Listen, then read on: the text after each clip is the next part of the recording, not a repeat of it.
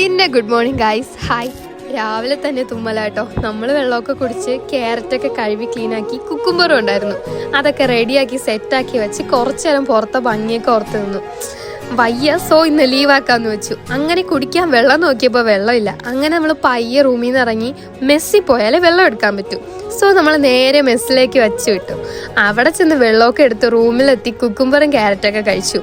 ശരിക്കും continuous sneezing വന്നാൽ ഇതാട്ടോ പ്രശ്നം, ടയേർഡായി പോവും. അങ്ങനെ ഒരു 11 മണിക്ക് നമ്മളതേ ഉപ്പുമാവ് കഴിച്ചു. ഇതായിരുന്നു ഇന്നത്തെ ഇവിടുത്തെ ബ്രേക്ക്ഫാസ്റ്റ്. അങ്ങനെ അതൊക്കെ കഴിഞ്ഞ് നേരെ റൂമിൽ വന്ന് റെസ്റ്റ് എടുക്കുമ്പോഴാണ് ഫ്രണ്ട് കൊണ്ട് ഇതേ കഴിക്കുമെന്ന് പറഞ്ഞു തന്നു. അങ്ങനെ അതും കഴിച്ചു കഴിഞ്ഞ് ഇന്ന് ഉച്ചയ്ക്ക് ചപ്പാത്തിയും വെജിറ്റബിൾ സ്റ്റൂ, അതെ സ്റ്റൂ തന്നെ ആയിരുന്നു കേട്ടോ. അങ്ങനെ അതൊക്കെ കഴിഞ്ഞ് ഈവനിങ് വാക്കിങ് ഇറങ്ങിയപ്പോഴത് ഈ കാഴ്ച ഉണ്ട്.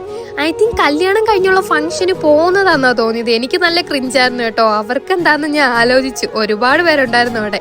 സോ നൈറ്റ് എത്തിയപ്പോൾ ദേവനായിരുന്നു തൈര് സാദം. സോ നമ്മൾ 5 സ്റ്റാറും കഴിച്ച് വെള്ളവും കുടിച്ചിടന്ന് ഉറങ്ങി.